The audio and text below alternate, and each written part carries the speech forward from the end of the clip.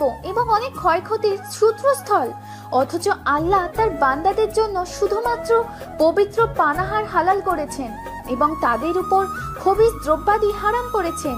মহান আল্লাহ বলেন, তারা আপনাকে জিজ্ঞাসা করে তাদের জন্য কি হালাল করা হয়েছে, আপনি বলে দিন তোমাদের জন্য পবিত্র বস্তু হালাল করা হয়েছে, যেখানে আল্লাহ তাআলা নিজেই এগুলো থেকে বিরত থাকতে বলেছে, সেখানে আপনি আজকের পর থেকে এইসব খবিশ জিনিস খাবেন না। মন থেকে তওবা করেন আর কোনোদিন এসব খাবেন না। সত্যিকার অর্থে তওবা করলে আল্লাহ তাআলা আপনাকে নিশ্চয়ই ক্ষমা করে দেবে। পবিত্র কোরআনে এই সম্পর্কে উল্লেখ এসেছে যে, আর তোমরা আল্লাহর নিকট তাওবাহ করো হে মুমিনগণ, যাতে তোমরা সফলকাম হতে পারো। মাথা নিচু করে দাঁড়িয়ে আছি, কি বলবো কিছুই বুঝতে পারছি না। আমি কি আপনাকে বোঝাতে পেরেছি?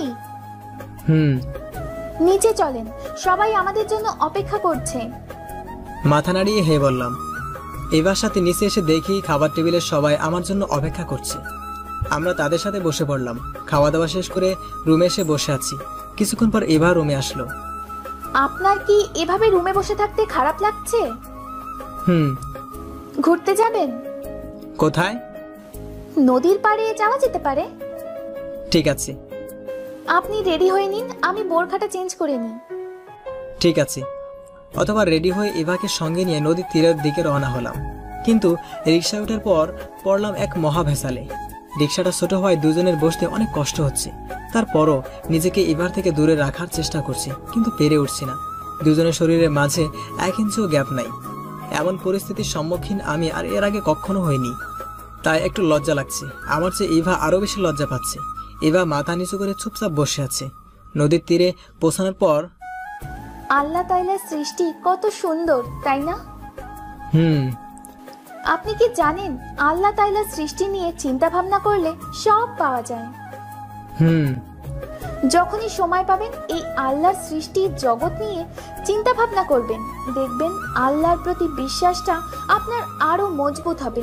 মন খারাপ থাকলেও ভালো হয়ে যাবে। নদীর তীরে বসে বসে ইভা আর আমি গল্প করছি। আমি গল্প করছি বললে ভুল হবে, কারণ ইভা বলছে আর আমি শুধু শুনছি। কেন জানি এবার কথাগুলো শুনতে আমার খুব অনেক ভালো লাগে। মন চায় শুনতে থাকি তো শুনতেই থাকি।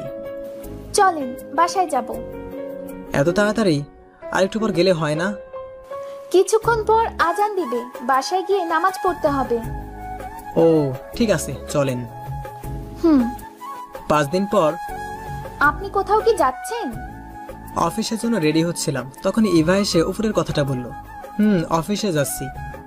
আপনার ছুটি শেষ? আচ্ছা, আমি তাহলে আসি। যান, তবে জোহরের নামাজ অফিসে পড়বেন, নামাজে ফাঁকি দেওয়া চলবে না। আপনি এই 5 দিনে আমার যে অভ্যাস তৈরি করে দিয়েছেন, তাতে আমার নামাজ পড়া ছাড়া আর থাকতেই পারবো না। আপনি না বললেও পড়তাম। আমার কথা শুনে ইভা অনেক খুশি হলো, সেটা তার চেহারা দেখে স্পষ্ট বুঝতে পারছি। ভালো থাকবেন, আল্লাহ হাফেজ। আল্লাহ হাফেজ। অতবার বাইকটা নিয়ে অফিসের দিকে রওনা দিলাম।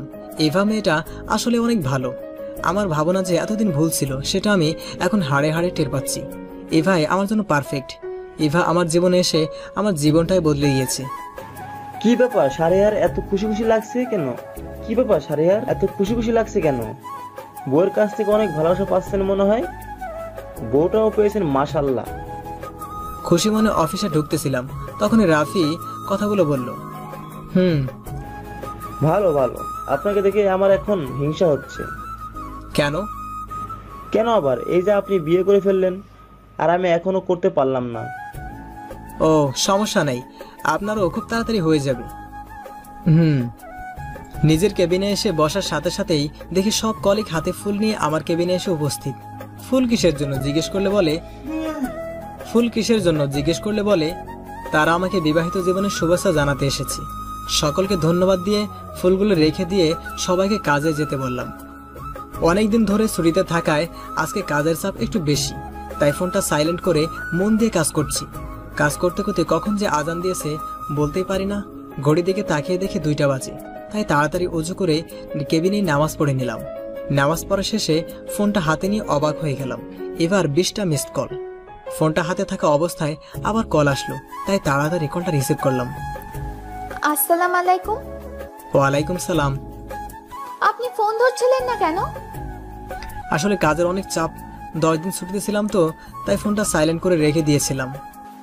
ও, নামাজ পড়েছেন? হুম। খাবার খেয়েছেন? না, আপনি? কেন খান নাই কেন? তাড়াতাড়ি খেয়ে নেন, খাওয়া শেষে আমাকে ফোন দিবেন, তারপর আমি খাবো।